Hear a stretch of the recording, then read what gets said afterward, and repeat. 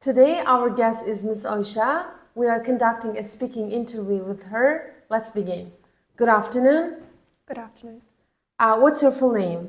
My first name is Oysha and my surname is Azimba, but you can just call me Oysha. Okay, so do you work or are you a student? Well, actually, I'm a student and currently I'm studying in 10th grade at school. Okay, so what's your study major? Actually, my major is law, but now I'm only studying English, and after taking an exam, I'm also preparing to pursue my math. Do you prefer studying alone or in a group?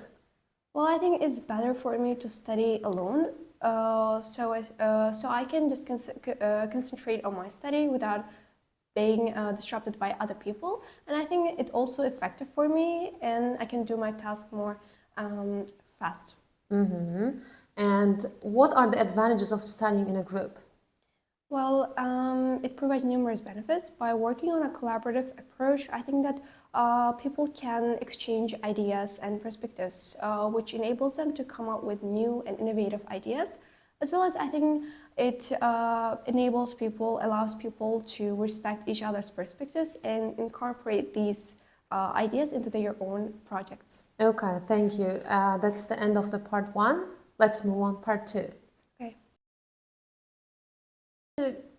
I'm going to give you a topic and I would like to talk about it for 1 or 2 minutes. Before you talk, you will have 1 minute to think about what you are going to say and you can make notes if you wish. Do you understand? Yes. Here is your topic. Thank you. And your pencil. You have 1 minute. Start.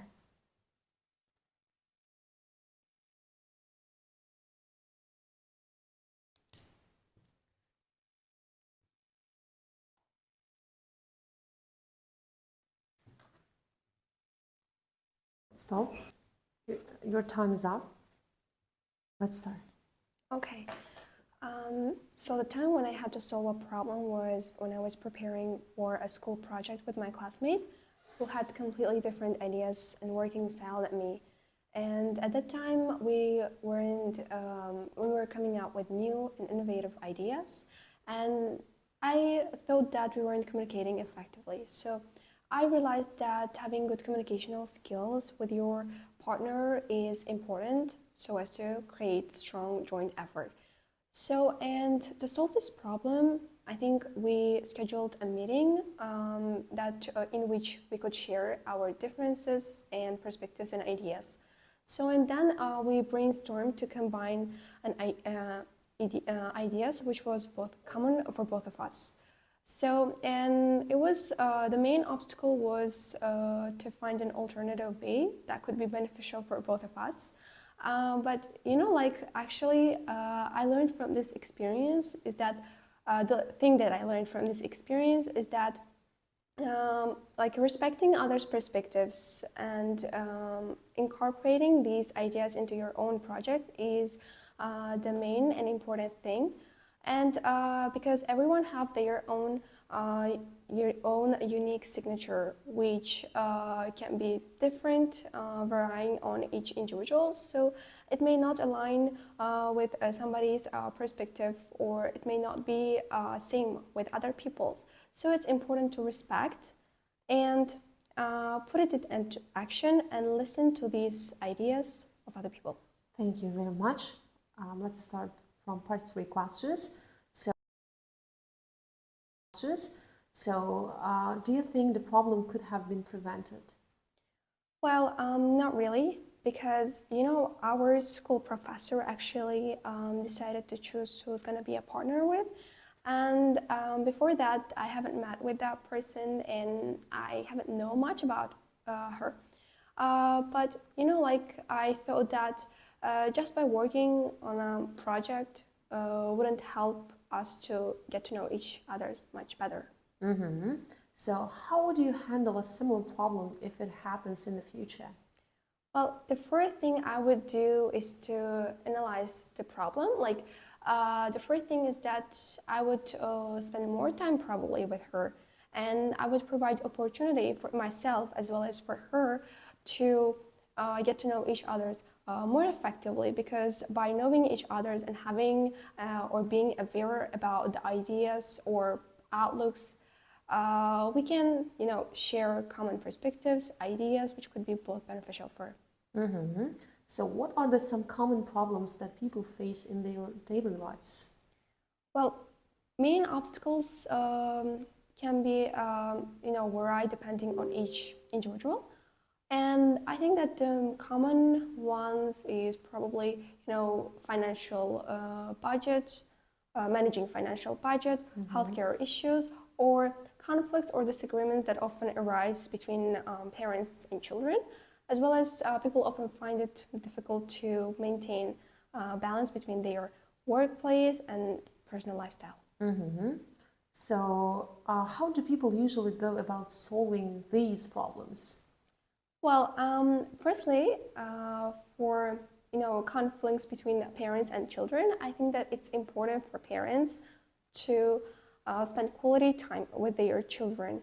So in this process, I think they could foster emotional support, which could also foster their love and support for each other.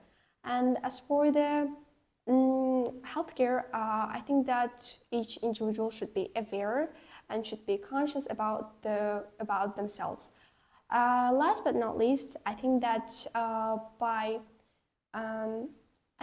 just effective time managing, like managing your time effectively and reducing the daily stresses, I think that individuals could maintain balance between their home environment and workplace. Okay, so can technology help solve problems more effectively? Well, with the advancements in technology, I think that it has become very common for people to often get help from technology, because this is the place where we often share our concerns or problems, and it can provide us chance to communicate on a global scale, which can help us to discuss this issue with other people. Okay, so what are some potential downsides relying too much on technology to solve the problems? Well, I think it provides numerous disadvantages. And I think that the first one would be decline in critical thinking. Like, as I said before, technology is the place where we have tendency to often acquire readily available information or news. And by acquiring these information, I think that we would be just accustomed to having we would be just accustomed to having available information, where we just don't spend or we even wouldn't be bothered just by making independent choice or decision by ourselves. So what skills are necessary for effective problem solving? Well, it requires a combination of critical thinking, which we can, make these complex issues into more manageable components. And the other thing would be probably being flexible at any situation, because it's important to, have, feeling yourself free at any situation, no matter what happens, and do not panicking. And the second and the third one would be, as I said before, effective time managing. Like by managing our times effectively, like distributing each task in the time where it should be done, I think that we could be more productive by using these technological tools. Thank you very much. I really like your pronunciation and vocabularies, and I think you will achieve a high score in speaking real exam. Good luck.